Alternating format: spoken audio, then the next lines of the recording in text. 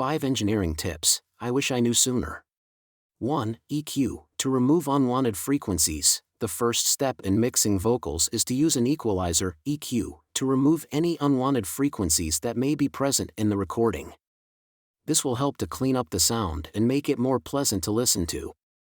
Common problem frequencies to look out for are muddy low frequencies, harsh high frequencies, and nasal-sounding mid-range frequencies.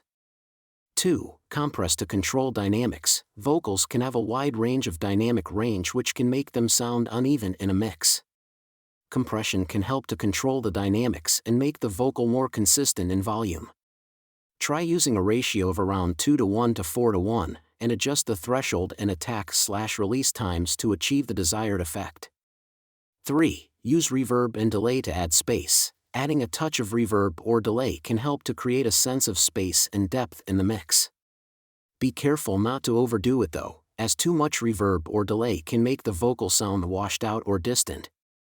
4. Pan to create stereo width. By panning the vocal slightly to the left or right, you can create a sense of stereo width and make the vocal sound bigger in the mix.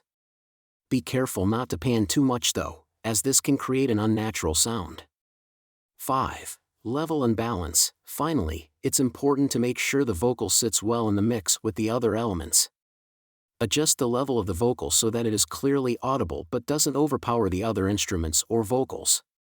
Balance the vocal with other elements like the drums, bass, and guitar to create a cohesive and balanced mix.